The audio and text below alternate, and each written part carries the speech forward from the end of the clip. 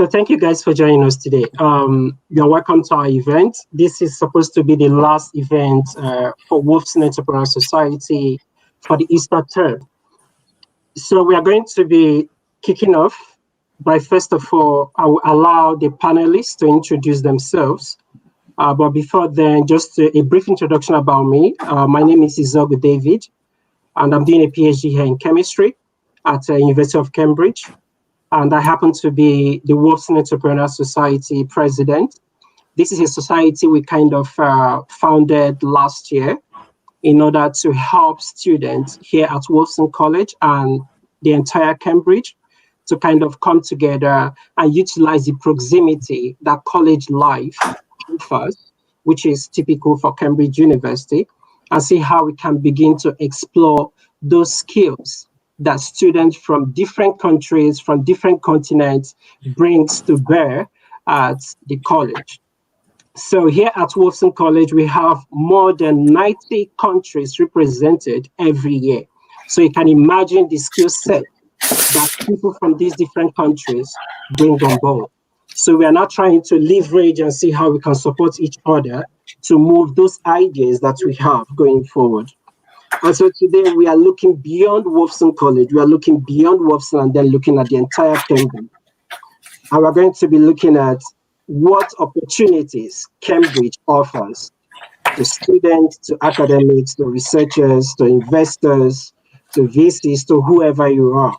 And to do that, we are bringing people from different institutions, from George Business School to Cambridge Enterprise to Raffia Center, and then to Cambridge Angels, to come and talk about the services, the support that they offer to entrepreneurs, to students who are planning to graduate and then move into the job market. And then I hope that at the end of this event, you will find it worthwhile to kind of appreciate what we are doing. So without wasting time, I would like to recommend the panelists to give a short introduction, about 1 minute, about themselves. We will start with Tony. Hi, David. Thank you very much. It's a great pleasure to be joining you this evening. We're all learning these new ways of interacting through online rather than in person. So forgive me if I make any bloopers on here. But myself, I started in academia as a researcher at Oxford and Rutherford Labs and Osaka University. And at that point, I never dreamed that I would do what I did in my career. But after a period there, I decided to leave academia, and I came and joined a consulting organization in Cambridge called PA Consulting. And from there, we actually, a group of us left to set up a group which is now called Sagentia, which is in Harston. And I learned a lot about industry during that phase of my career. And then one of the ideas that we were consulting with a Finnish organization,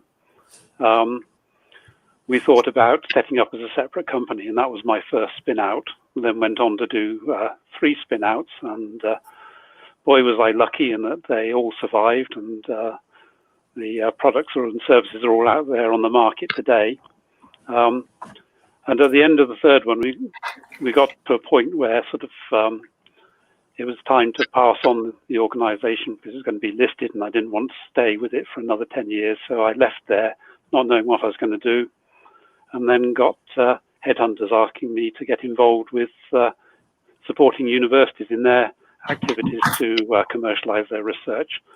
So I spent 10 years learning my craft down at Cambridge, then decided to pack it in then and retire. And within a week of retiring, the job came up at Cambridge, and that was too good to resist. So that's where I am now and have been for the last 10 years. Okay, that's great. That's great. That's exciting, Tony. Okay, so we move next to Rebecca, who is the head of education at Entrepreneurship Center at George Business School. So Rebecca. Thank you, David. Honestly, it's a real pleasure to be here supporting you with your entrepreneurial activities at Wolfson, having got to know you over the last couple of years with the things that we've done together at the Judge. Very little bit about me. I started late in life in my academic road. I'd already had 2 children by the time I went to Imperial College when I was nearly 30, and I did my first degree in chemistry and came straight from Imperial to Cambridge at St John's College, where I did a PhD with Chris Abel, who's known to a lot of people in Cambridge. And after Chris, I went and did my postdoc, my first postdoc. I didn't know how long I was going to be in Cambridge, with Steve Lay. And I ended up with Steve for a best part of 15 years in a very dynamic, large research group, 45 people usually at the time. And I also got involved with Shankar Balasubramanian, who's also in the Department of Chemistry for Medicinal Chemistry, which was at the interface with Oncology, Cancer Research UK funded. And together we did that for about 8 or 9 years.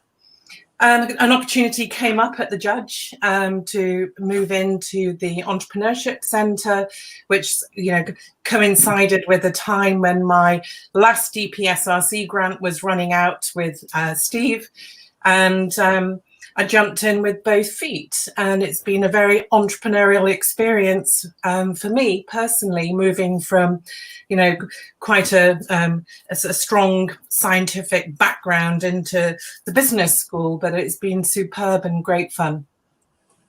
That's great. That's great. You're welcome. You're welcome to the panel. We are happy to have you here, Rebecca. Thank you. So next, we move over to James. James is the Managing Director at the Raffia Center. So you're welcome, James. James, can we hear from you? Yeah, thanks, David, and hello, everyone. So a brief kind of summary of my career, I guess. I spent my entire career working exclusively in technology. I started in corporate organizations in telecoms. So I worked at BT, O2, Telefonica in various product management and innovation roles. Launched about 30 products to market with things like video streaming, music downloading, picture messaging, those kinds of things. But then I got the entrepreneurial bug, like all of us, and wanted to go do something for myself. And I've spent the last 10 or so years working and building in various startups.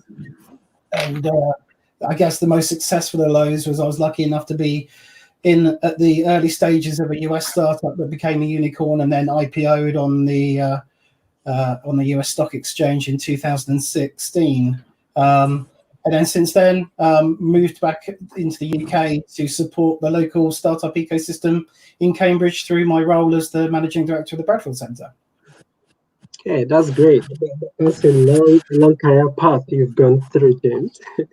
Okay, so the next panelist is Emmy. Emmy happens to be the Deus Hostra at Cambridge Angels. So Emmy, it's nice to have you here. Could you introduce yourself? Thank you. Yes, thank you. Thanks for hosting me. I have an academic background in applied linguistics. I studied in South Africa, where there are no fewer than 11 official languages. So it certainly made my course of study really interesting. Having qualified, I immediately abandoned that and went on to a career in operations and risk management, as you do. But a really, really interesting career, always in operational roles, always helping businesses to improve processes and structures. I most recently was COO of one of the tech startups in Cambridge. So I've usually worked in technology businesses before I joined Cambridge Angels, where I'm fortunate to have the rather quirky job title of Deal Sorcerer. Cambridge Angels, yeah, brilliant organization. Happy to tell you more, of course, but we really help early stage businesses to find their funding and to help support businesses in and around Cambridge. Okay, that is great. Our audience, I hope you're able to meet our amazing panelists today. And so without wasting time, we are going to move into the business of the day.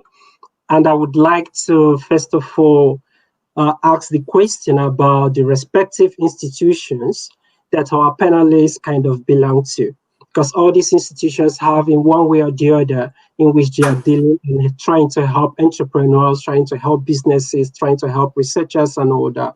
So again, we'll begin with Tony. Tony is the CEO of Cambridge Enterprise. And so, Tony, I would like you, if you could spend some minutes to tell us what it means to be a CEO of Cambridge Enterprise and what sort of services you guys render and who they are for.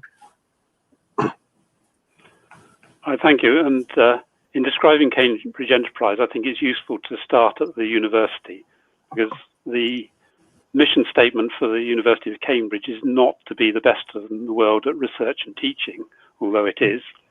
It's actually to benefit society, using research and teaching as the tools to do that. And the university does that in many ways. Probably the biggest way is sending well-educated graduates out into the world to share the knowledge it has. And people around the table offer many different facets of the way the university helps to do that. But the part that we are responsible for is where a commercial method is used to take the research out of the lab and move it out into a societal benefit. Most people think that the word commercialization is associated with money and making money, but in fact that's our lowest priority from the university. Our top priority is actually to make sure the stuff gets out there and that people see the benefits that are possible from it. So that coming down to then, what does that mean, commercialization? Well, we have three main areas of activity. One is our academics do a lot of consultancy for external organizations, simply providing the advice of using the knowledge, the things they know. And what we do for them is we take care of all the administrative burden for that, all the back office. So we help negotiate the contracts and the pricing of it. We'll do the billing, we'll do the collection of the money and distribute that back to the academics. They can use the university name. We give them professional indemnity insurance for their activity, and they can use the university facilities. And that's probably the biggest way we interact with academics in our community.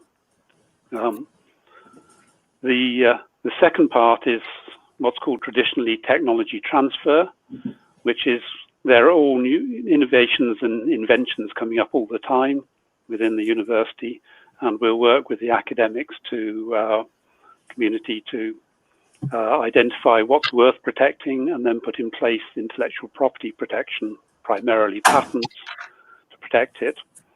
And then we'll go out to the world to see who in industry might be interested in these new ideas for their business. And so we have a technology transfer team which does that. Our problem is that for a lot of the ideas coming out of the university, they're a bit too early and a bit too revolutionary for most established industries to want to be interested in.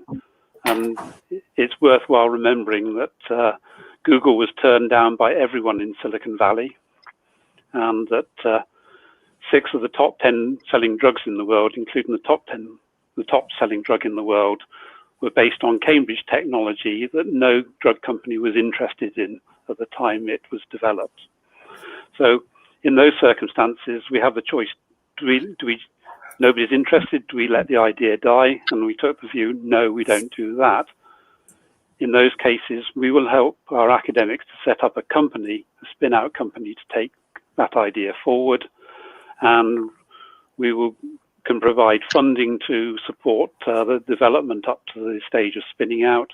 And then we will be an investor as well in that company, leading the seed round investment to get the company started, other investors in.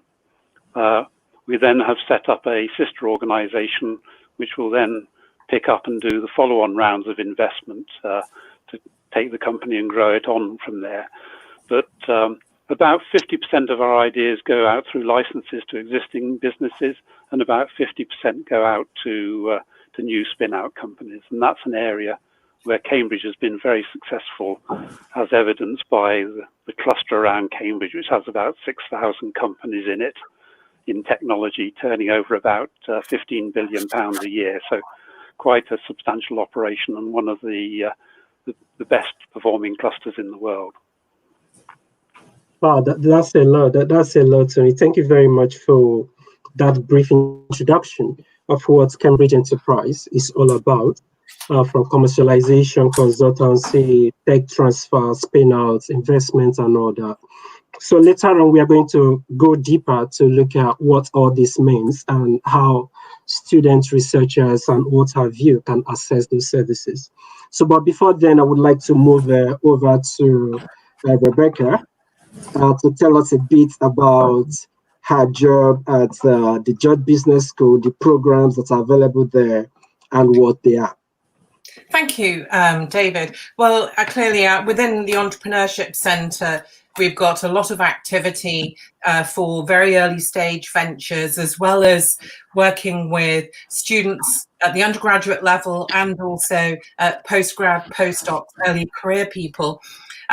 Obviously, the business school, its main business is, training our future MBA students and executive MBAs, etc. I should point out there is a Masters of Entrepreneurship that can be taken within the school, which is a 2-year program.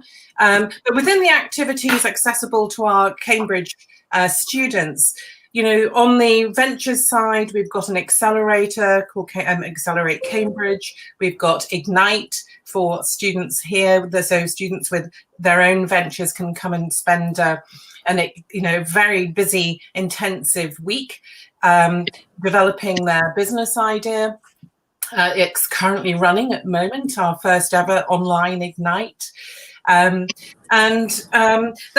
within my role as head of education, what I've been looking at in my 2 years there is really trying to build and reinforce that interface between the activities of the Entrepreneurship Centre at the Judge and the university at large.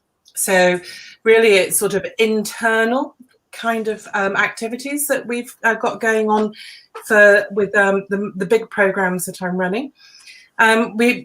Before I get on to that, I thought it'd be useful to mention we do have a women's entrepreneurship focus as well with Enterprise Women. If you go on to the Judge Business School website, you can find some details of the workshops that we're running there. That's led by Gina Halabi, who I do believe was a fellow at Wolfson, so you'll know Gina. Yeah. So we're building that, and that's really focused at very early stage female CEOs or minority CEOs, where they can start to really build and solidify their networks, etc. So we're working on that. What I've done in the last 2 years is to build a program called Enterprise Tech.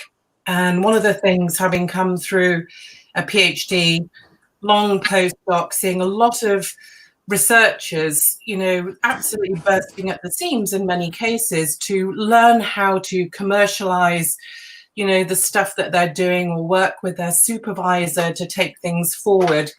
Certainly the chemistry department is very active in terms of its commercialization activity. And, all of the supervisors I've worked with have been very good at doing that too. So part of what I wanted to do was find a way to provide an educational platform to really spur our research community on, the people in labs and working, on computers and stuff around the university, to try to see if we could catalyze that entrepreneurial spirit within the researcher. And doing that, provide opportunities for people with those too early, too revolutionary ideas to be able to submit them as inventors, so that the teams of students we assign to those projects, have a way of trying to evolve the ideas a little bit further, get some light around it, have some additional thinking around it, and help support our inventor community as well as educating the students. So in the first 2 years of running the program, we have an undergraduate cohort. We'll have had something in the order of 120, 130 undergrads over the 2 years. And significantly, for the PhDs and postdocs and early career folk that have come through the educational part, there will have been 298, so nearly 300 PhDs and postdocs over 2 years, of which 8 of them have come from Wolfson. so far. So let's see whether or not our society here at Wolfson will really start to spur things along a little bit. The follow-on program to that is Enterprise Tech Star. You've got to have done Enterprise Tech before you can, be offered a place on Enterprise Tech Star, which is very selective. And this is sort of like a pre-accelerator type program. So you're still in the middle of your PhD or your postdoc contract. You actually have a real idea that you want to put time into. So this is a mentoring and lecture based program that runs over 10 weeks that we then help prepare you for the next stage. So a lot going on. It's a very busy time. It's been superb fun, and I have great people like you, David, who come on these programs. Yeah. Thank you very much. Thank you. I believe there are a whole lot from Cambridge George Business School. We are going to go into details to answer questions, both the ones that I have got and the ones that our audience are asking. So currently we are streaming live on Facebook, on YouTube and Twitter. So whichever platform you are watching us from, please continue to send your questions as the panelists are kind of making contribution. We are going to go through your questions there later on, so just keep them coming in. So the next, we are going to move straight to James. James is the managing director at Raffia Center, which is located at the Science Park. So James, if you could spend some couple of minutes to tell us what it means to be a managing director at Raffia Center and what kind of opportunities and services that we have there. Yeah, sure. So in no particular order, what we do at the Bradfield Center, I guess, number one, we provide high quality workspace for technology startups and scale-ups. Everyone's welcome to join. Our sweet spot tends to be at the stage where companies are beginning their scaling journey. So our average company size is around about 6 people, and we can take those companies all the way through to around about 50 or so until they kind of start to outgrow us. So number one is workspace. Number two, obviously we'll talk about COVID, no doubt, at some point in the conversation. But number two is we provide a venue for a very vibrant program of tech-related events in the Cambridge area. So at our peak, we were running something like 300 events a year. And all of those events are free of charge. So I'd certainly encourage anyone watching this that's interested in entrepreneurship or technology to keep an eye on what's going on at the center, because you can come along and you can network, you can learn from those events. It's a great free resource for you. Number three, which is where I spend quite a bit of my time, is we work with a number of different partners who we bring into the building to help support the companies that are members with us. So, we work with actually everyone on the panel, which is great and a great example of how Cambridge collaborates. And then we also work with companies like Google, Amazon, etc., to provide priority access to their technical support teams and their product experts. And actually, through our memberships, you can get access to thousands of dollars worth of credits on their technology products as well. Of course, we work very closely with the university. So we run a number of programs as well as the events that I spoke about. Our flagship events, our flagship program for students is called the Trinity Bradfield Prize. So this is an annual technology competition, which some of you may be familiar with. Hopefully you've applied before. If you haven't, keep your eyes out for the next edition. Here we run a program where we spot and help nurture early stage technology ideas. We've run that for 2 years. We've had more than 160 applications in those 2 years. And the winners get not only a cash prize, but they'd also get a whole program of mentorship and free membership of the Bradfield Center to make sure that they really can immerse themselves in the kind of entrepreneurial culture that we're building in the building, which I think is absolutely vital for them to grow.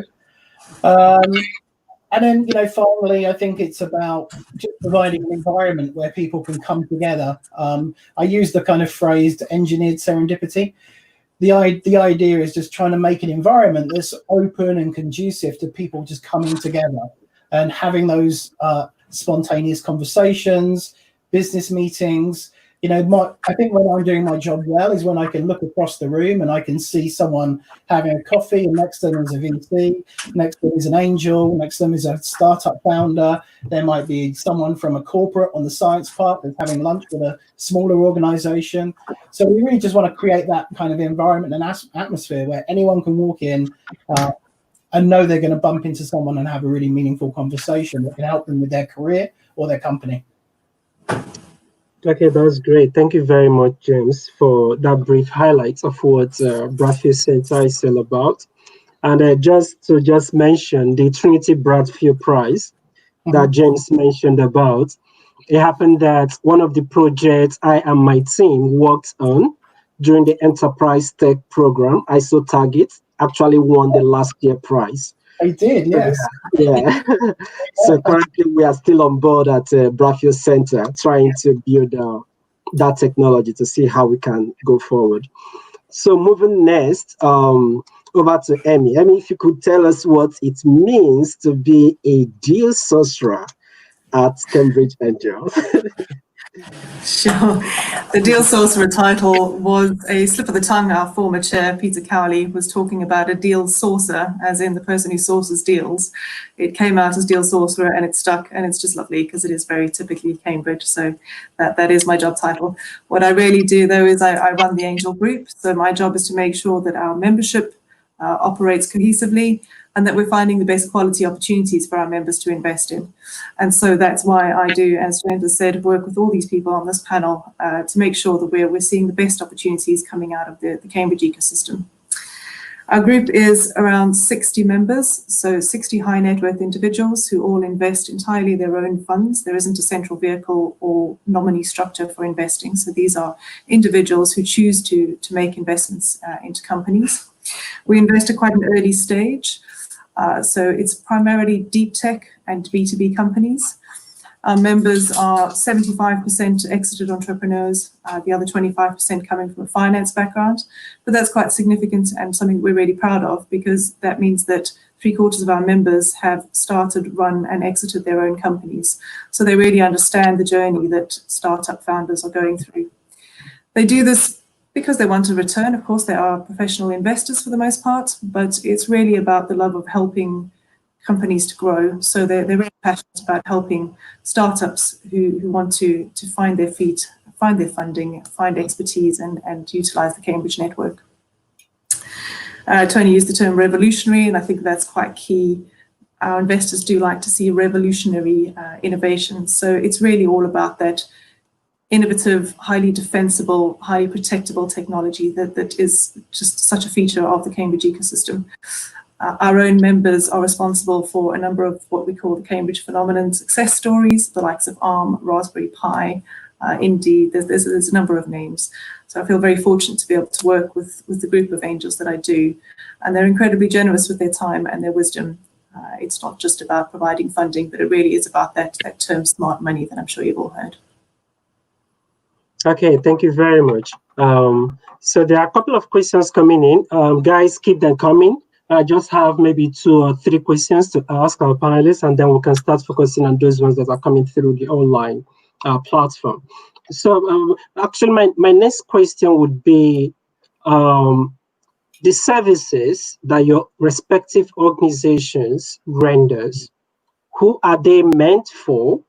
If you could spend a couple of time to detail who can access these services or these supports that you provide, and if they want to do so, what are the routes, what are the channels, how would they approach your various organizations to access this? So this time around, I want to come in the reverse order. So if I could start from Emmy this time. Yep, that's no problem. So the kind of people that Cambridge Angels helps are generally established teams. So they are people who have found a team and a business. It is early stage, so we're talking about startups. We're not talking about established revenue-generating businesses. We work, with Cambridge Enterprise as an example. We often co-invest alongside Cambridge Enterprise to help those innovative companies who are spinning out through the seed funding available through Cambridge Enterprise. We'll co-invest to help those companies reach their next stage. So it's early stage founders technology related, of course, deep tech, B2B, and how to access us is really through the kind of central point of entry. But this ecosystem, as I say, is so collaborative, so there's various ways that people will find their way to us. However, I am a useful dropping point for people to find their way to Cambridge Angels. Okay, so basically, it doesn't matter where you are coming from, whether you're in the UK, whether you're in Cambridge, or you are in the US, anyone can just access your service. Right, it's a good question, and it is the fact that our angels invest in UK registered and operated businesses, and usually around Cambridge. Most of our portfolio companies, we have 104 portfolio companies, and they're almost all in Cambridge or London. And that's just because our angels like to stay close to their companies and to really access their networks to be able to support. Our angels have their networks in Cambridge. So a company that was in, say, Edinburgh, we just don't have those kind of support structures there to be able to help. But in terms of accessing the wisdom and the expertise of our angels, we quite often run office hours where people can talk to our angels, and that's not necessarily because they're seeking funding. Sometimes they really just want to tap into their wisdom. Okay, thank you very much. Next, James, if you could tell us about Bradfield, what kind of services and who access them, and okay, you've talked about the services, so who can access them and how can we access them? Yeah, sure. So we have three main target audiences. The first is entrepreneurs. So if you're looking for space to grow your business, or you're looking for the support services to help you grow, then obviously we can help you there. How you come and buy that from us, you can either walk in off the street and have a conversation with us, or you can come to our website and you can sign up online. So secondly, we kind of mentioned the fact that we support a whole range of student activities, so predominantly through the Trinity Bradfield Prize, but anyone is welcome to come into the building. We're open to the general public, so if you want to just base yourself and work from the centre, just to be in this kind of environment, then you're more than welcome to do that anytime you like. And then the third audience, which I didn't really talk about on the first introduction, is we actually work with a number of corporate organizations as well that are looking to innovate and be more dynamic, and also looking for talent to recruit as well. So we do run things like corporate accelerators in the building, and we have run bespoke innovation programs, like, for example, a program called MedTech Boost, which you can find on our website if you're interested. So this was a program to help an organization called Eastern Academic Health and Science Network, who are part of the NHS, to help the NHS tackle challenges like mental health and healthy aging through the application of artificial intelligence. So we pulled together that program for them, recruited a whole bunch of startups, technologists, academics, industry practitioners to come together and then co-create for a whole week in the centre to solve those challenges for the NHS. Okay, that's good. Thank you very much, James. So we move again back to Rebecca. Rebecca, if you could tell us about the services at George Business School, who they are for, and then how people can access those services. Yeah. So regarding the Entrepreneurship Centre at the Judge Business School, there are many, many touch points for people around Cambridge to get involved. Many of them free, show up, networking. I mean, one of the things I think I was most astonished and delighted by when I started there, not just 2 years ago, honestly, was just the vibrancy of the building and the amount of people in the building, and inside, all of these crossover staircases and platforms that it's almost as though it's been purposefully designed in order to create maximum interactions and conversations. And having spent a very long time in a much darker, more controlled and quite smelly environment in the Department of Chemistry and in laboratories, it's been a wonderful change. And going along with that, what I have found, and which I really encourage people to get involved with, is this sort of community culture that they have we have at the business school and within the Entrepreneurship Centre. So there's pretty much something for anybody that would like to get involved in some way. that might be coming to an Enterprise Tuesday lecture, which is serving the entrepreneurship community largely around Cambridge, telling that story of how do you find the right team and what sort of mindset do you need to be an entrepreneur. What kind of stuff do you need to know in order to get funding, how to pitch? So that runs through the academic year, and so you can show up for those. You need to sign up for them though, they're very popular. For Ignite and Accelerate, I recommend people that, you know, with ventures at a very early stage, have a look on the website for those specific programs and for dates. When we look at enterprise tech, now this is going to be most relevant for our PhD and postdoc community at Cambridge. And we run cohorts around 60 or 70 people. In each of those, we'll do 2 in the upcoming academic year. And you can go to the Judge Business School website. If you have a look along the top, it says Entrepreneurship. Drop down, you see Enterprise Tech, and there's plenty of information there telling you how you can apply.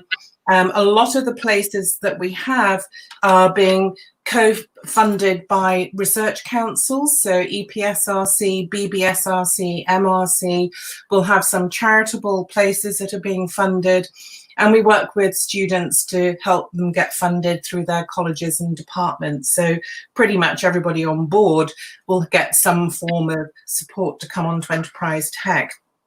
Key deadline, 30th of October for our December program, and then the 15th of January for a February program. So people that know the calendar of Enterprise Tech around the university will say, well, what happened to the September one? And that this year, given the fact that we've had a pandemic and we're looking at all sorts of challenges with just the density of people in buildings, I didn't want to contribute to that in the Judge Business School when they will have a couple of hundred MBAs arriving. So I'm flipping the September to February when hopefully things will ease up a little bit. So loads of information there. And for inventors, people that would like to submit a project proposal for teams of students to work on, that deadline will also be 30th of October. We do go generally for things that are within the sort of UK research and innovation strategy, research council areas. So lots of life sciences, technology, deep tech, you know, healthcare, clinical things are all very interesting for us. Yeah, so combined deadlines. Get on the site and have a look, get involved. All right, thank you very much, Rebecca. Like I said before, I happen to have been involved with Enterprise Tech. So I did Enterprise Tech PhD because I'm a PhD student, and then later on moved into Enterprise Tech Star. Later I'm going to play a short clip that kind of summarizes everything that Rebecca has been talking about, because I think there are a whole lot of amazing opportunities. You don't necessarily, even if you don't want to be an entrepreneur, you don't have an idea to kind of build into a startup, the kind of knowledge you get from the educational activities that happens around Judge Business School, with respect to what Rebecca has been talking about, is so enormous that it could give you those skills that your employers are actually looking for. Exactly. So those skills that can help you navigate your way, be able to win those interviews, to show what you can offer to employers. So it's a whole lot of opportunity out there. So I would strongly recommend that you guys grab them. So last but not the least, for this round of question, we move over to Cambridge Enterprise. So Tony, if you could tell us the services that you have there, who they are particularly for, and how those people can access them. Well, I think the first thing to say is take the last part of the question first, which is how to access it.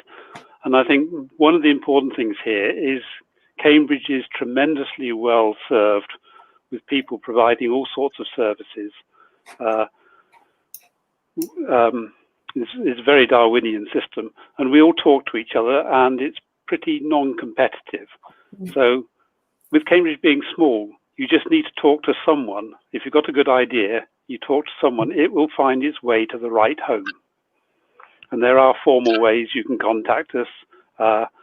You can pick up the phone to us, send us an email. There's a way you can register an idea you have on our website, and someone will get back to you.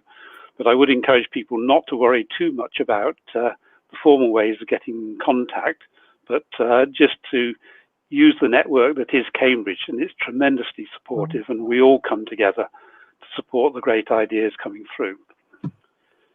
In terms of tonight, though, it's probably best if in terms of what we can do, it's probably best if who we serve, talk about entrepreneurship and the spin-out activities that we do. And we are fairly focused there. We are supporting activities where the university's knowledge created in the university is providing the sort of the core of the opportunity. So, for example, a very successful spin out from Cambridge University is innocent drinks. That's not the sort of thing we would support, because I don't think there's anything in the university which tells you how to make a much better smoothie. That was just a great idea by 3 students that went on to be very successful. Where we concentrate is, say, where there's a contribution from the university, and that tends to mean we're talking with researchers and particularly with the postdoctoral community. We do interact with the PhD students, the doctoral students, but we are very concerned there that the most important thing is you actually finish your PhD, because that will stand you in good stead for life.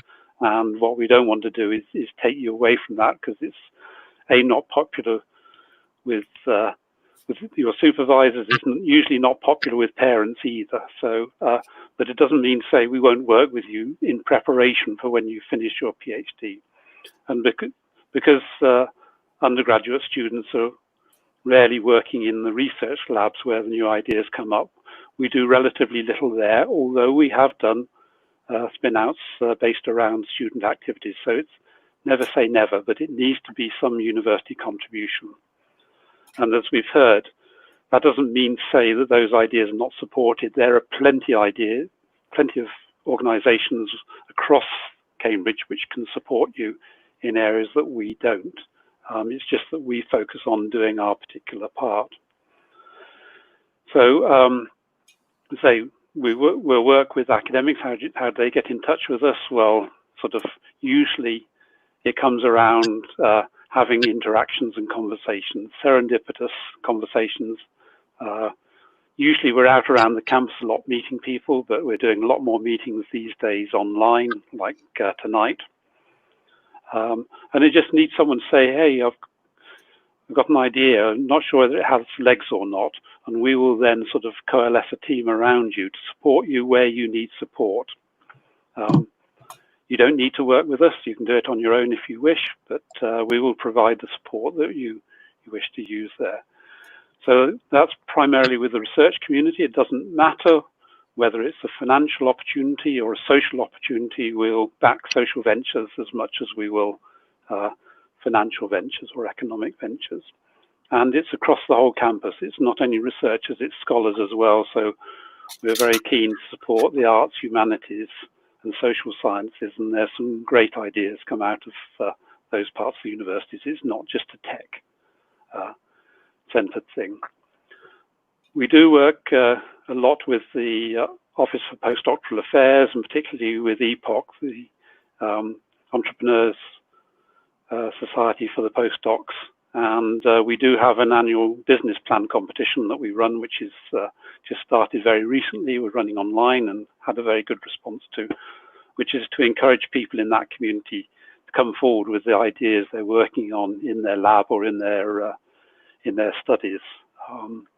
And put them forward, and they get expert tuition then on sort of how to pitch, how to build a business plan, how to build a team, all these types of things which help them come together. But our aim, as I say, is to coalesce around you when you have that idea, and it really is good ideas that we're looking to support and help you make them successful. And what I've said to you is, what I would say is typically. We're always open to the exception. We're not rule bound in the way we say, no, that doesn't fit in with what we do. If you've got a good idea, we will try and work either to connect you to people that can support you or to flex ourselves so we can support you to make sure it gets there. Because remember, our objective is to make sure it gets out there to benefit society. Okay, thank you very much, Tony.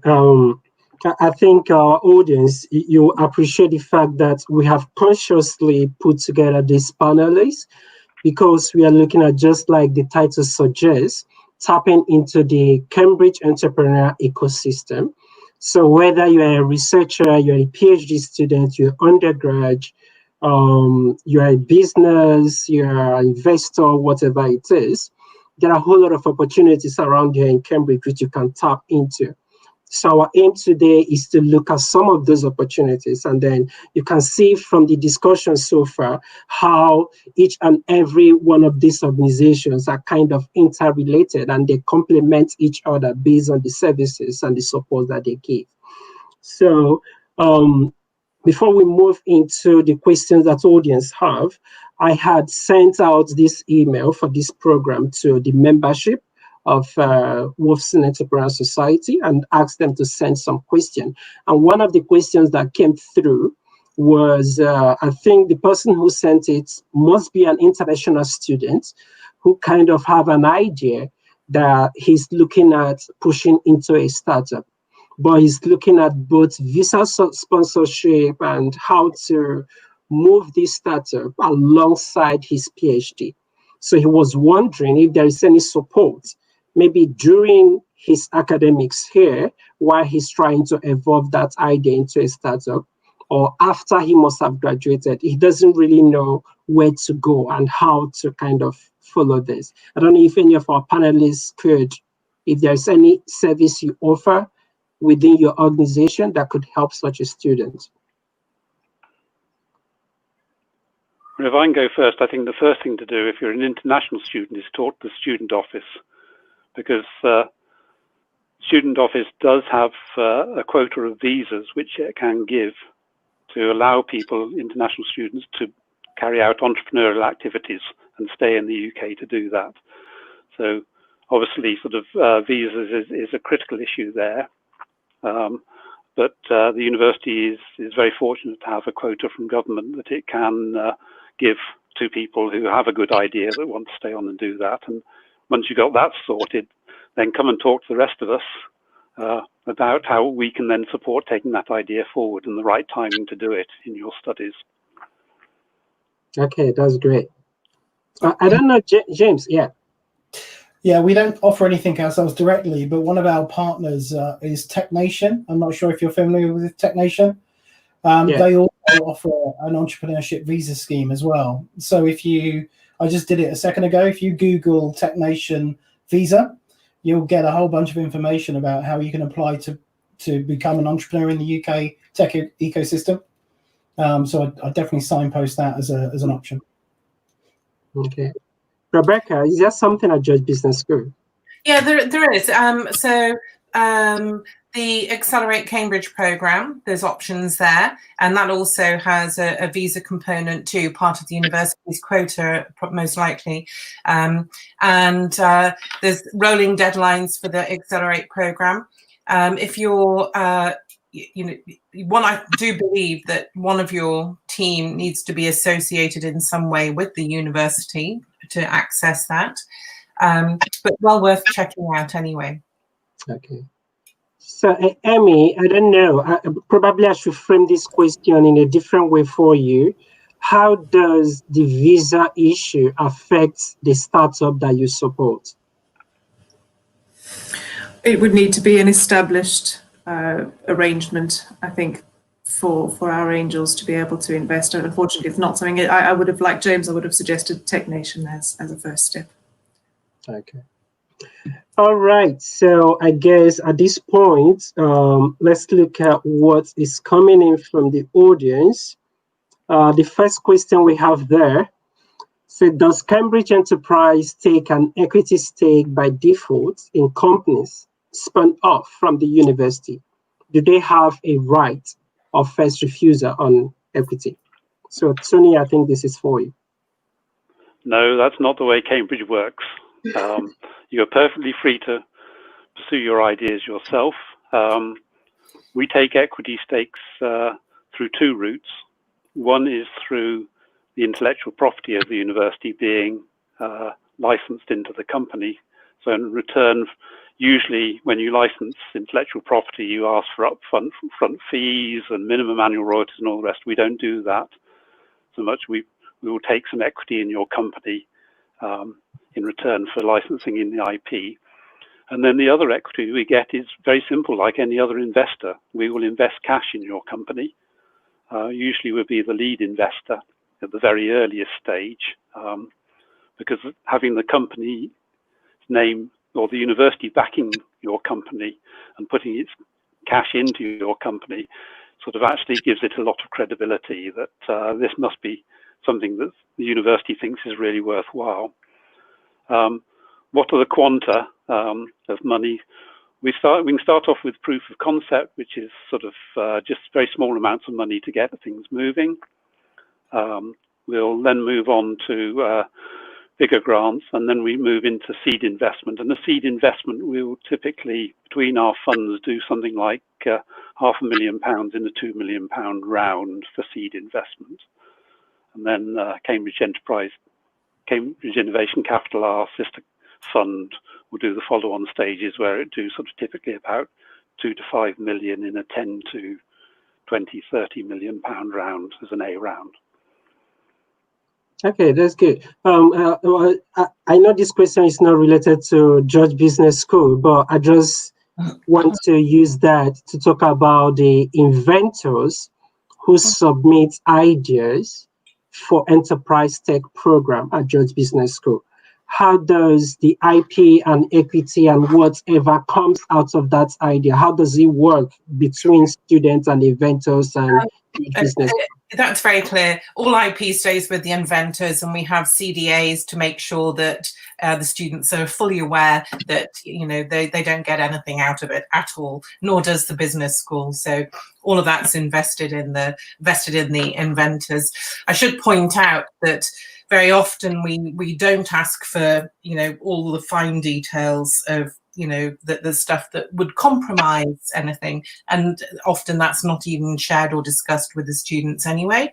We don't actually need to know the fine details of how a particular protein binds to make it a worthy drug kind of thing, or so the students go through a process of about 30 hours worth of lectures, and they have about 10 hours or more of supervisions with a really experienced business supervisor.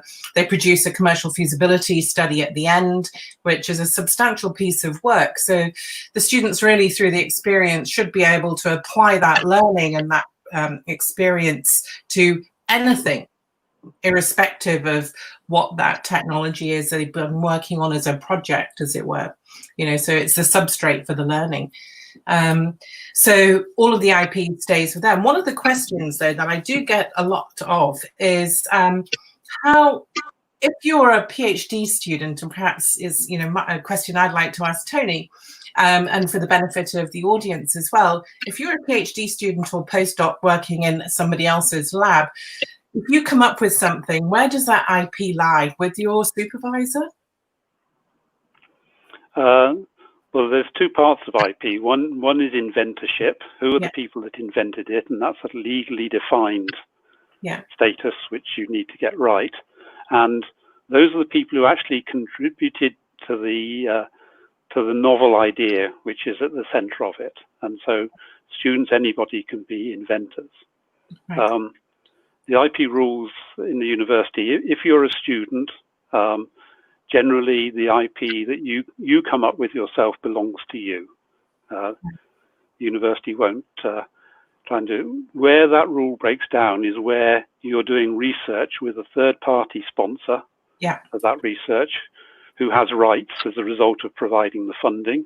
Yeah. Mm-hmm. Or if you are making significant use of university facilities or working with other university employee inventors, so that it gets complicated if we don't bundle it all in one place together and split it up into different ownerships there. But in those latter cases, the IP belongs in the first instance to the university, who then novates it to Cambridge Enterprise to manage for them. But even then, the IP regulations allow you to opt out. You're perfectly free to say, I don't want to work with Cambridge Enterprise, I want to do it myself, in which case we will effect a transfer of ownership to the IP. You become responsible for all the costs and filing arrangements and building your own company. You're perfectly free to do that. Thank you. That's very helpful to get the clarity, I think, particularly for our student body audience. Yeah, it's important for us that actually people work with us because they want to work with us, not because we've got their arms twisted behind their back. So it doesn't mean we concentrate really on sort of providing support that people want, and only the support they want. Okay, that's great. Tom, if you could pop up the next question. Okay, again, this question is for Tony. What if the academic who co-own the invention does not want to be an entrepreneur? How do you find a team who can turn the invention into a business? That's one of the things we often have. We have people that do want to, very enthusiastic to set up a company and go with it, and others who actually want to stay in the university and do their research, and we can accommodate both. It helps a lot if you want to be engaged with the company in some way, because basically we talk about patents, but actually it's a lot of the know-how that you develop through your research, which is equally important that the company has access to. So that can be through consulting arrangements or others, which mean you stay in your lab, but you spend some of your time working with for the company to advise them. But that's the thing we'll work with you to do, which is to help you put a team together. And that depends on your personal interests as well. A lot of investors will say that the most important thing is management, so you need to go and find an experienced manager to run that. Cambridge has demonstrated time and time again, as through the angels, that actually students can make really successful CEOs of companies, like Mark Zuckerberg has. One of our most successful companies here was set up by a student who had no experience whatsoever before he started. So that we will help you work through that, and if you want to run the company, we'll try and bring in perhaps someone on the chair to help you, to mentor you through the process, and also to map you into all the resources which you're talking about around the table here, the incubation that St. John's provides, the entrepreneurial education that the Judge provides, the investment that Cambridge Angels provide. It really does. What you'll find is the whole community starts to coalesce around you to support you if you have a good idea, and that's one of the great strengths of being in Cambridge. You don't get anywhere else. Yeah. So, Emmy, Tony did mention something about angels with respect to this. I don't know, do you have something to chip into this question? Only to support what Tony has said, that this is an incredibly collaborative city, and we're very, very fortunate that people do work so closely together. As Tony said, all you really have to do is start to speak to people, and if you've got a really solid idea, if something is good, you will start to see people start to gather around and to help support and prop it up. It's a really wonderful collaborative city. So do you think you are able to provide support for someone who's got an idea but doesn't really want to get involved with the whole process of moving it into a business? Is there any kind of support that your organization provides for these people? Through the incredible network that our angels very, very well networked, and they know a lot of people. So we have, as others on this panel would have seen, we've seen companies that are founded by scientists, academics, truly amazing technologists who don't necessarily have a commercial background or commercial interest, really. And it's through the network, through the amazing Cambridge network, that we can help to find the management team that can help support that. Okay, great. Sam, can we get the next question? Can I just chip in something while looking at the next question? Because we talked about sort of great ideas. The other good thing about Cambridge and the network here and talking to people is what I call fast failure. If it's not going to work, you'll get feedback on that very quickly, which enables you to sort of either adjust your idea into something which will work, but certainly not to waste your time pursuing something which is very unlikely to work. And so I think it's not just about sort of success, it's also a very good sounding board for your idea. Good ideas propagate virally very quickly.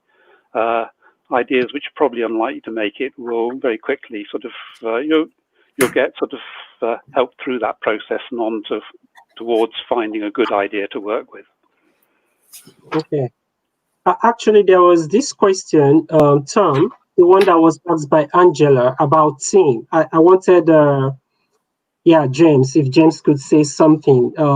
You talked about providing a workspace for small and medium enterprise and startups and all that, and providing that environment, that ecosystem that helps people to network.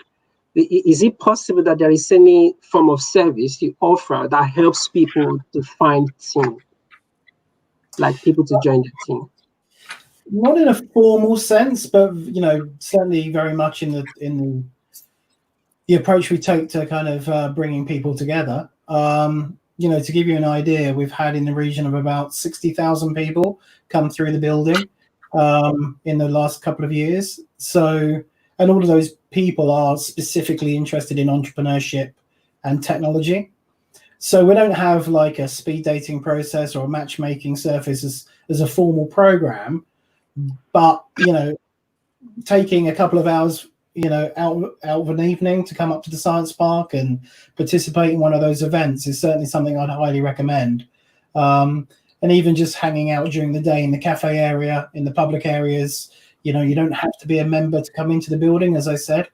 So, and again, as kind of everyone said on the panel, Cambridge is incredibly helpful and supportive. So just come find me in the building and tell me who you want to meet, and I'll try and make introductions. That's the reason we're there. Good. I realize that there are a whole lot of, like you mentioned, the membership at Raffia Center. Is there a way to know who is actually there for me to know who to contact? We don't publish. I mean, to give the listeners, the viewers, a kind of flavor. We have about 100 companies in the building at any one time. We don't publish a public list of who's in the building, and that's actually driven by the membership. Quite a lot of them don't necessarily want to have that as public information.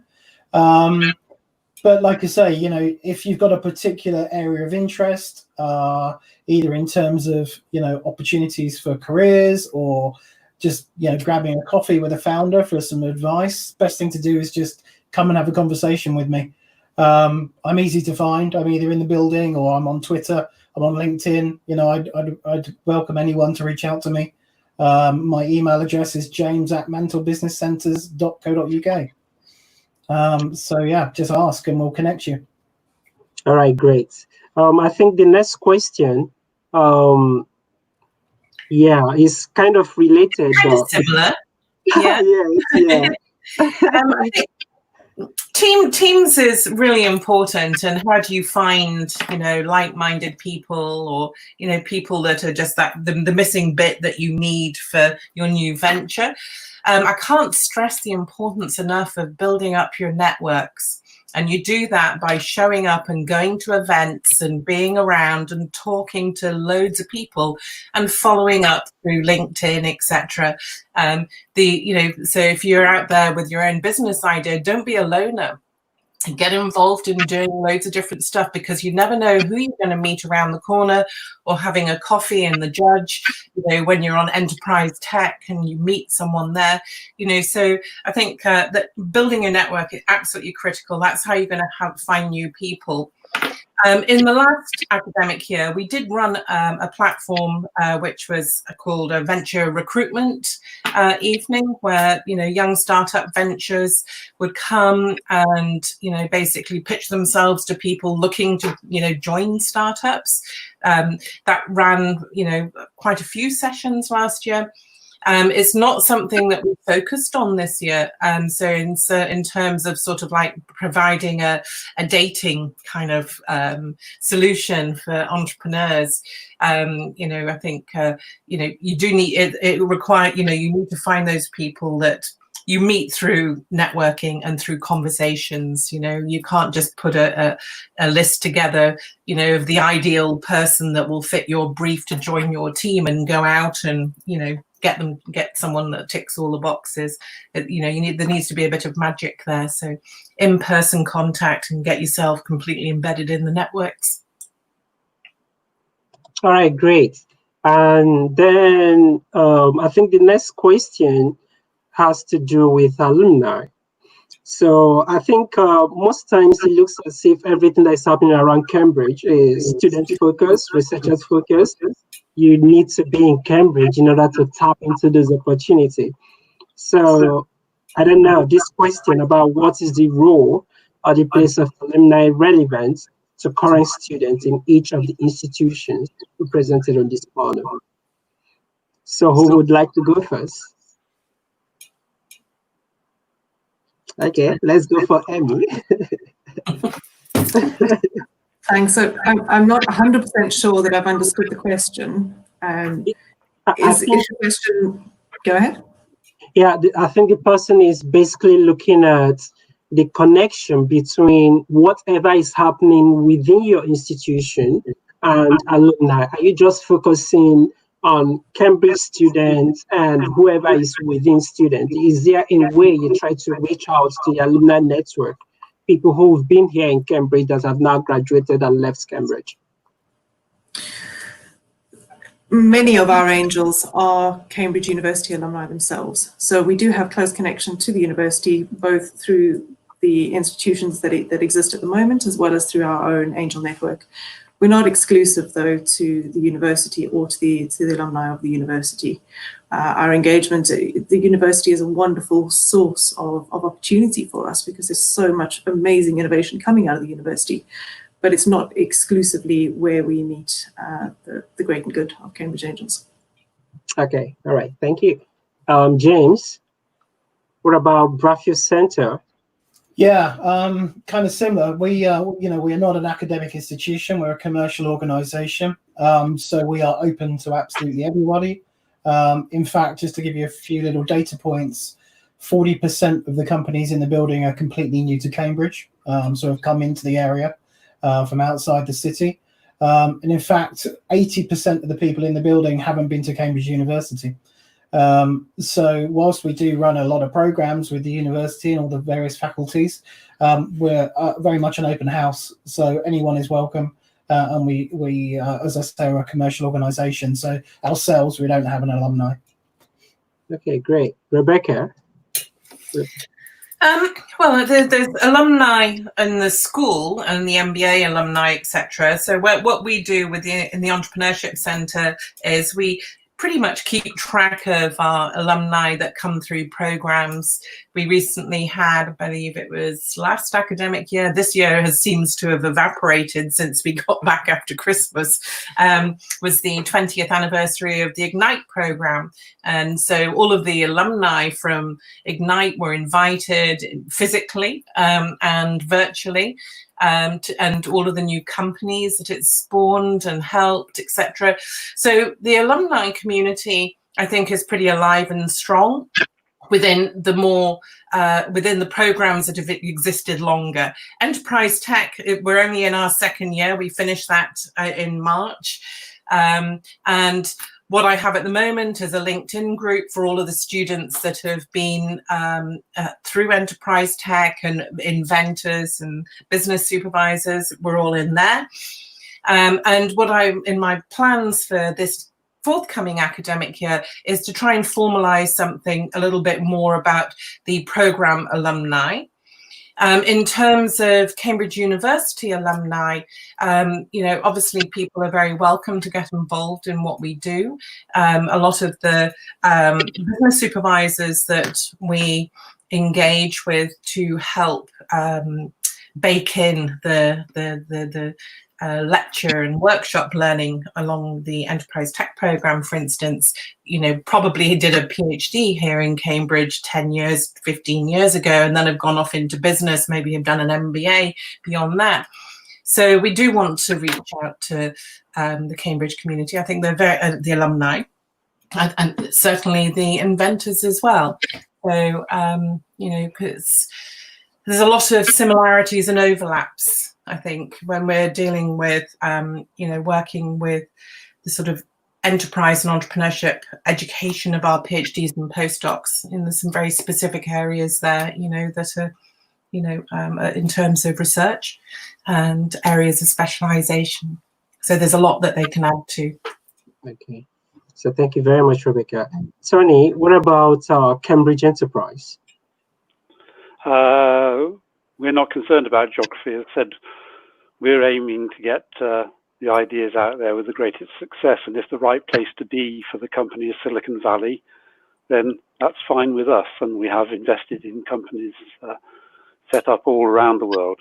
The key thing is it needs to have a member of the team who is a member of the university, or a very recent member of the university. So a very recent member might be someone who's completed their PhD, got their PhD, wants to take that research forward to commercialize it, but have left the university. And sort of if that happened in the last year or so, we'll happily support them wherever they are, but we're not geographically bound. It's all about how do we make it as successful as it can be. Okay, thank you very much.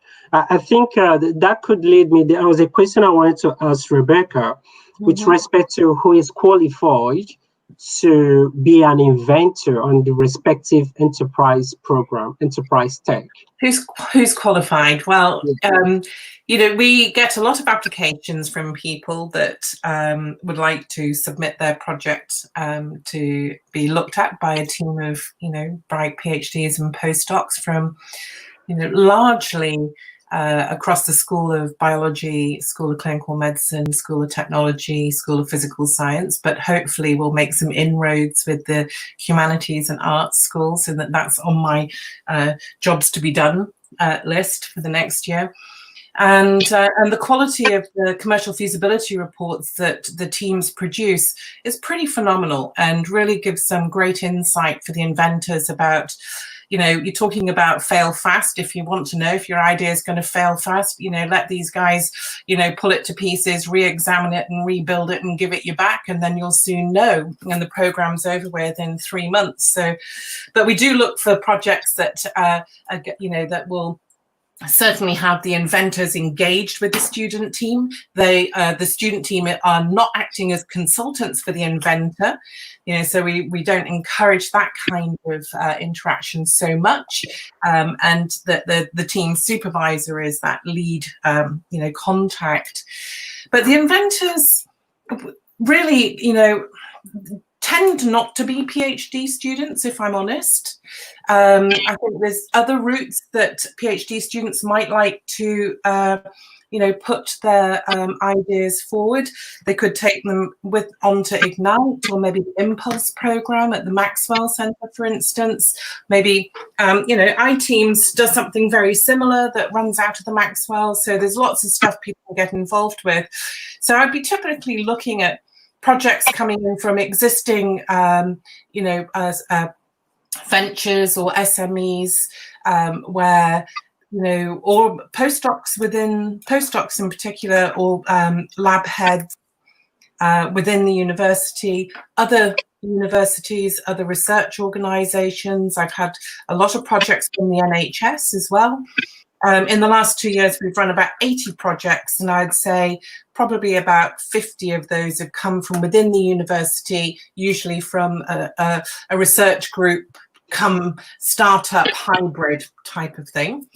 The rest are NHS, perhaps from other accelerators, like the Deep Science Ventures down in London, etc. So very happy to receive those as well. Okay, thank you very much. The next question is for Amy. What's the typical sweet spot equity investment your angels seek? If you look at our website, it'll tell you that we invest between 50 and 500K. In practice, that's probably around 250, pushing up to $1 million. We readily co-invest with other groups. And what's important to note is that also our angels do follow on. So it is the definition of patient capital.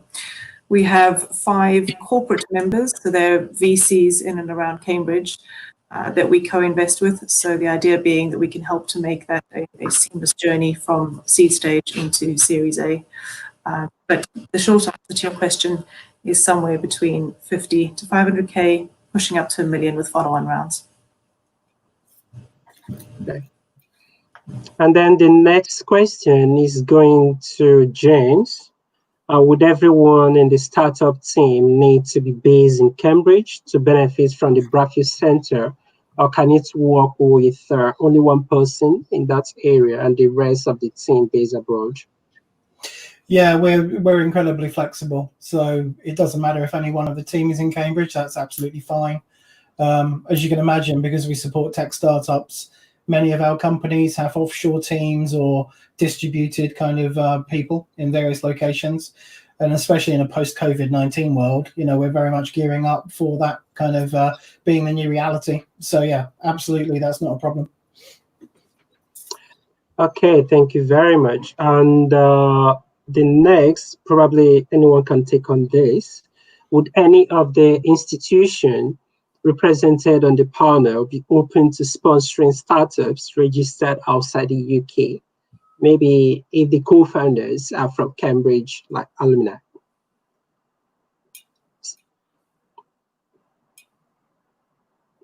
Yeah, so maybe we could start with Tony. I think we've lost it. Can you unmute? Yeah. Sorry. Yes, I think we've already answered part of that question in terms of alumni, in that it needs to have been relatively recent. It can't be someone who's left the university 20 years ago and coming back for venture investment. There are plenty of other organizations that can do that. But yeah, in terms of alumni, if there's a member of the team who is a current member or recent member of the university, and the rest, we'll certainly look at it and invest wherever is the best place to grow that company. Okay, right. Was the should say, because the question does ask, you don't actually need to have any of the team in Cambridge with that. So it does ask, do we need one person in Cambridge? That's not necessary either. Okay. Okay. So there is another question for Amy. I'm wondering if you could comment on how the angel investment community looks at renewable energy companies, specifically a solar energy producer for the bottom of the economic pyramid. I don't think I can necessarily comment on the angel investment community as a whole, and I'd love to hear from my colleagues on the panel. For Cambridge Angels specifically, what you need to bear in mind is that some renewable energy projects can be really capital intensive and require significant funding with significant timelines in order to make them successful. A typical angel investment is probably a slightly shorter timeline with a slightly smaller funding, initial funding requirement, certainly leading up to big rounds. So while it's something that is interesting and it's something that our angels definitely look at, I think you just have to kind of balance the capex requirement with what the investment is required from the beginning. Okay, thank you very much. In case we have audience who are kind of watching us from Facebook and Twitter, you need to ask your question directly on the live feed for it to show up here. So if probably we have shared it on a group, on a page, if you make comments on those pages, we won't be able to see them here, because the only questions we are seeing here are those that are coming from YouTube. So I'm wondering if the people that are viewing from Facebook, which is over 20, if they are trying to post on where these things have been shared.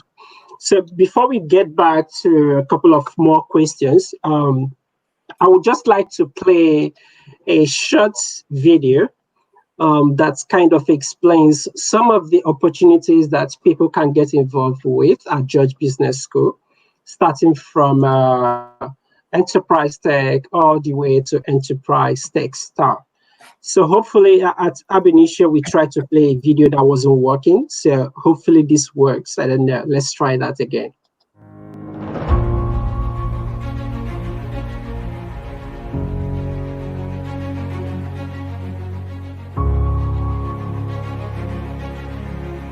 The Enterprise Tech program is designed to explain to people in other fields how the business world works. But the Enterprise Tech STAR program is where students who have already completed Enterprise Tech are selected to bring their own idea forward. We're mentored, and I'm lucky enough to be in the program, and we're mentored with our own idea, developing it into a business and seeing whether it's viable.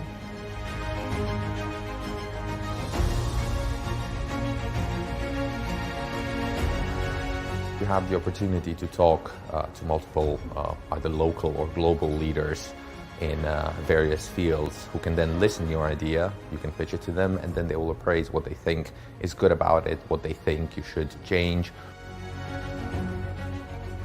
Enterprise Tech Star is absolutely fantastic in that it brings in mentors from different fields.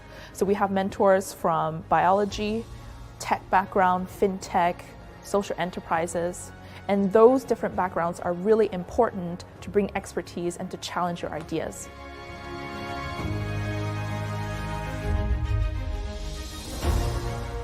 People always tell you that it's easy to start a new company, but this program is from the people who have done it and experienced the failures, and we're learning what they did, how they did, and why it worked or why it didn't work.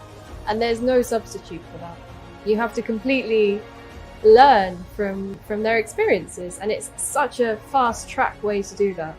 The confidence you get, the opportunities you get, and the peers that you meet, along with the connections to industry, you could only get them through the judge. You couldn't get them through your own organization.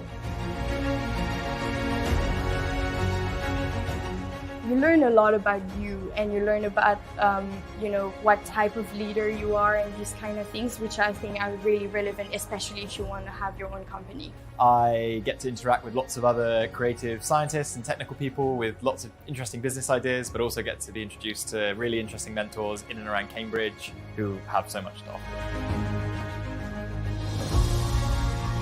I know that the things I've learned on this program, I'll be able to take into the business world and into the startup world, and I'll be able to apply in a real world circumstance. I'm really looking forward to doing that. But I think more than that, you develop a really close-knit network of people here.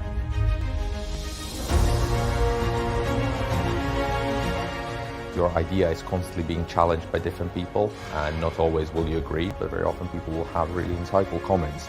So it makes you think about things that you haven't considered before. So I think it's invaluable. It's a really big investment that the Cambridge Business School is making in you as a person. You couldn't buy this. This is not something you could get anywhere else.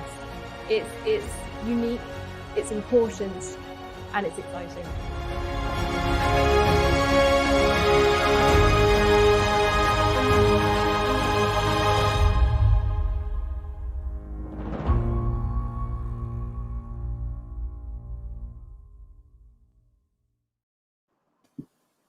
Okay, so that is it. That's some kind of a summary of the Enterprise Tech program at George Business School, which is only a part of the opportunities that Cambridge University offers to both students, researchers, and what have you.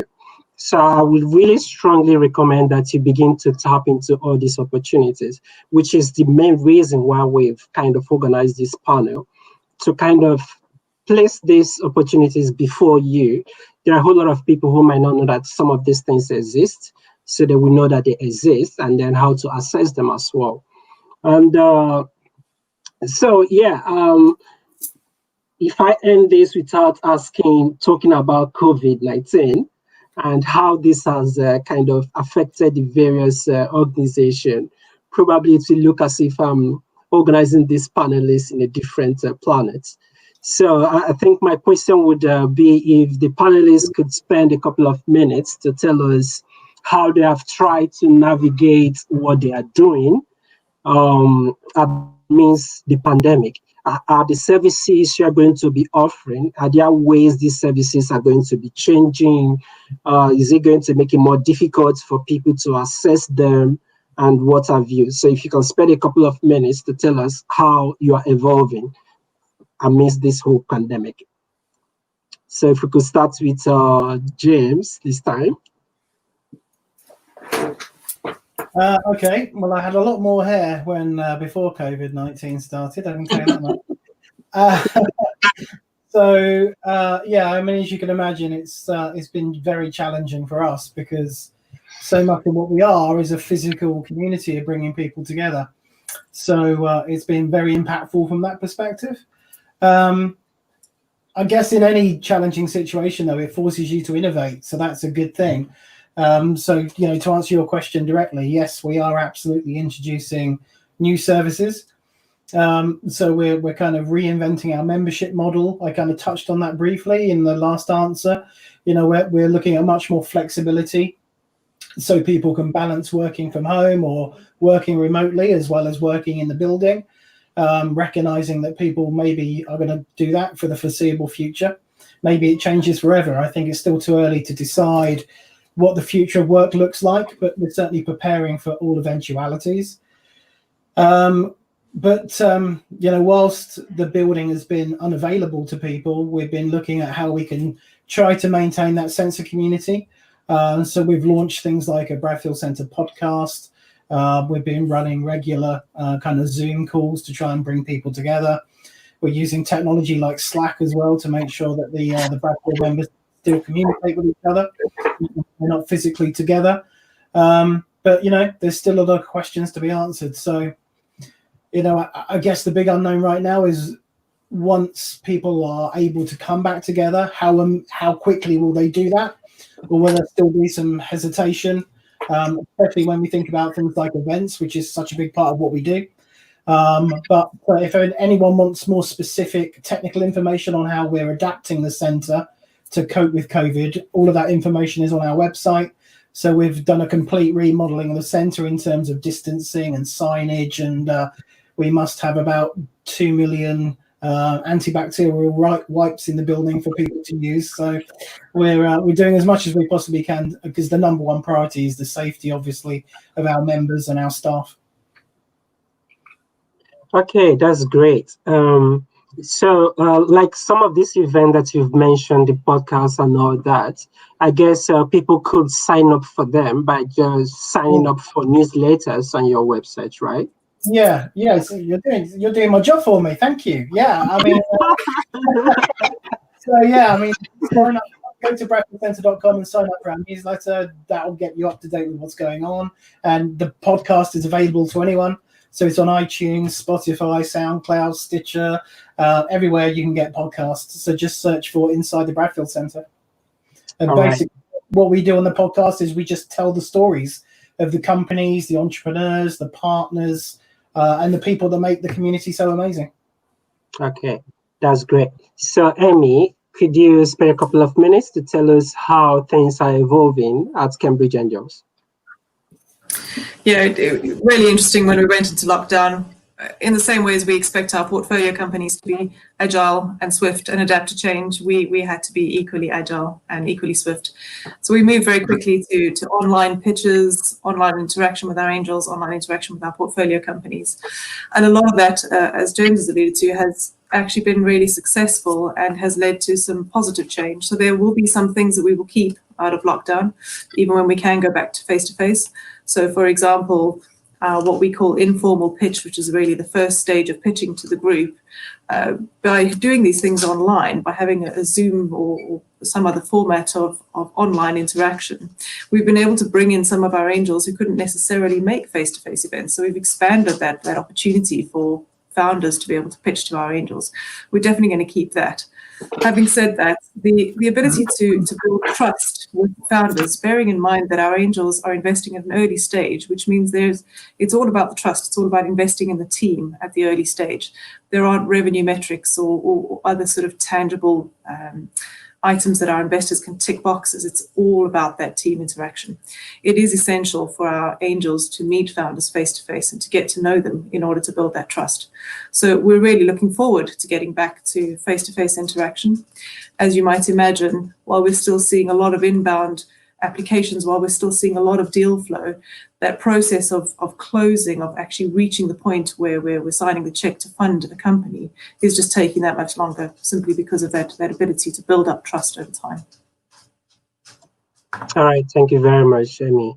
Rebecca, how's it evolved in a Just Business School with your programs? Yeah, well, the building's shut. Like much of the university, the week before lockdown, the Entrepreneurship Center did a trial of working from home to go through the process of, if it came to that, could we manage and work and run our various programs from home? And, so we left a week earlier, and then there was the lockdown. So, we have our coats and cardies and things like that all over the center because the building was shut down. We've adapted as a team really well to, the sort of the Zoom world. And I think, despite the fact that, some of us spend more time talking to furry, four-legged people in reality than, humans, we found it a time of, actually pretty good productivity because we're not getting interrupted a lot. We're, masters of our own time a little bit more. And so getting through a lot more sort of, quiet time to think and plan for the year ahead.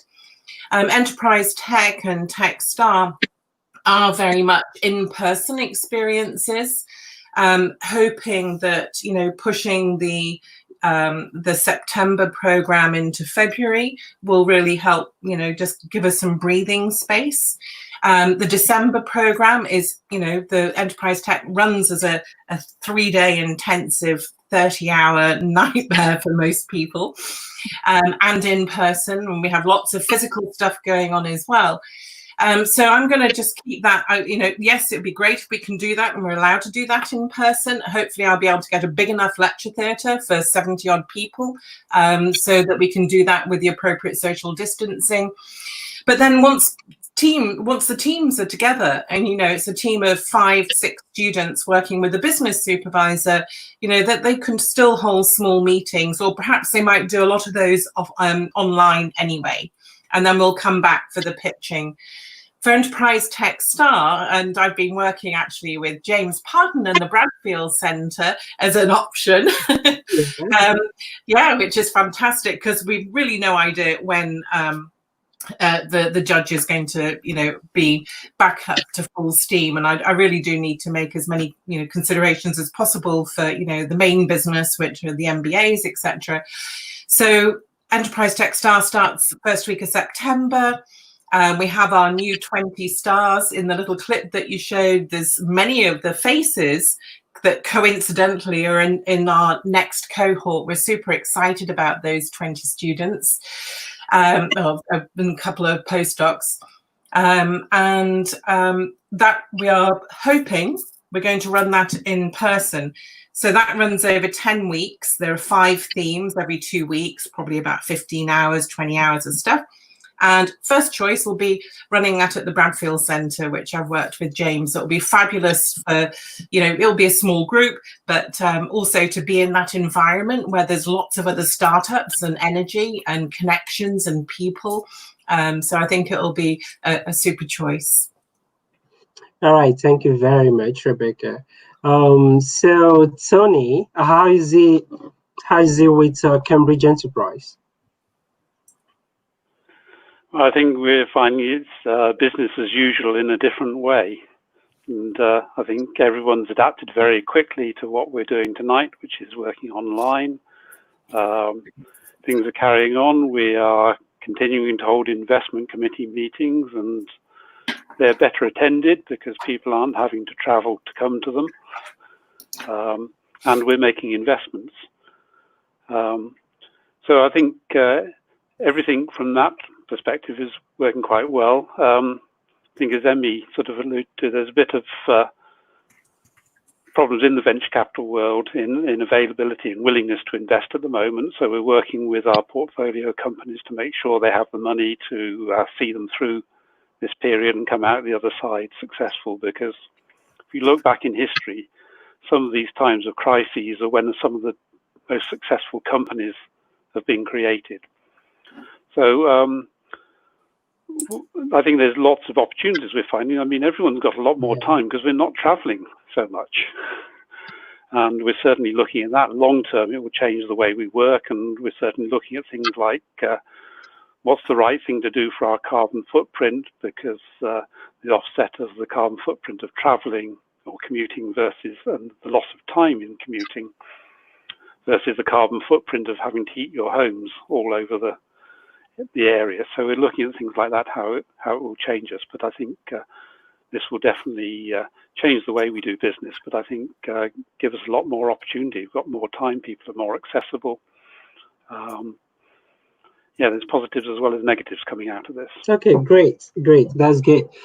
Just before I ask the panelists to kind of say a few words, what's of advice and what have you to our audience before we sign off, I just wanted to ask Rebecca to if you could clarify on the difference between the enterprise tech star and enterprise tech various, whether undergrad or graduates or whatever it is. Yeah, okay, I'll just do that quickly. The enterprise tech is the program that you want to apply for if you suspect you have some entrepreneurial ambitions. You perhaps want to polish up your employability skills, you know, where you work with a team. You don't get to pick your team, so some people are quite surprised by this.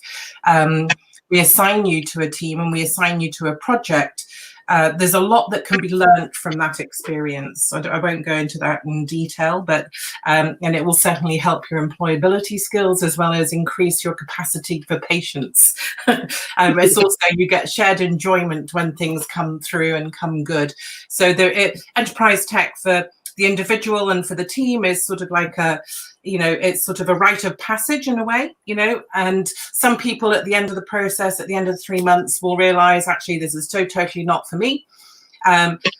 Quite a lot of people then are very, very turned on by it and then really start to look at their own research and think, what can I do? What can I do to get this out into the system? And as Tony rightly says, for, you know, societal benefit. And so that's really important to catalyze that in those people. So we have the postgrad. Now, we did do what we called PhD plus and graduate. Now I'm just calling it postgrad, and we'll have postgrad 1 and postgrad 2. Postgrad 1 December, postgrad 2 in February, and then the undergrads can take enterprise tech only if they're from some participating departments. So that will be Chem Eng 2Bs, Physics Part 3s, BBS students Part 2s, and for the first time this year we've had modern and medieval language students who are Part 2s, and they've had it's been phenomenal with the undergrads. So with the students that come through enterprise tech, those that have got burning ambitions to become entrepreneurs, or perhaps now realize actually what they've learned through that experience on enterprise tech, they want to take to the next stage, rather than having them run off and set up companies and not finish PhDs, which would get me in a lot of trouble. So we need to keep people here. It's very important that students finish their PhDs. I made up Enterprise Tech Star last year, really to sort of fill that gap. So to nurture the entrepreneur within the student, help them really formulate what their idea is, or perhaps kill it and move on. So it's a selective process. We take 20 people, and it's 180 hours over 10 weeks. So that tends to put a lot of people off. So the people that come on are really pretty amazing. All right, thank you very much for that clarification. And so we've got 3 minutes to go. So could you spend like 40 seconds to say a final word to our audience? Let's start from Tony. Okay, I think the thing I'd repeat is sort of just get started, talk to someone, because if you don't start, nothing will happen. You're in a phenomenally supportive place in Cambridge. You've got just a small selection of the ecosystem here that can help you. There are many people there, just get going with one of them. And I think the best description I've come across of Cambridge is by one of Emmy's angels, who describes Cambridge as a safe place to do risky things. This is a place where you can try things out. There's no shame if it doesn't work out. We'll dust you down and get you back on the horse again. So take advantage of the opportunity while you're here. It's one of the best places in the world if you want to be an entrepreneur to get started. But if you don't want to do it now, just take away the lessons, because a lot of people come back later in life and use those skills to do something spectacular. Okay, so can we go to James? Yeah, I suspect we're all going to say very similar things, but yeah, I would also just echo that importance of engaging, really. When I think back over my career, there's probably about 5 or 6 really pivotal things that happened just from spontaneous conversations that weren't planned.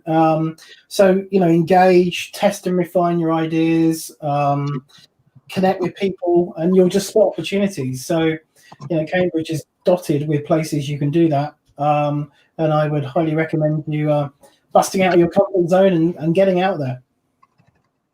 All right, thank you very much. Emmy? Yep, I think as James and Tony have said, my message is people are kind. You're very seldom going to get a no if you ask for a conversation. You might get a later, but you're not really going to get a no. So ask for the chat, ask for the cup of coffee, and pay it forward when it's your turn. Make sure that you two give of your time. Thank you very much. Rebecca? Oh, like my fellow panelists this evening, you need to just, jump in and get out there, start talking to people. I've been in Cambridge now for 20 years. I love it. It's a very magical place.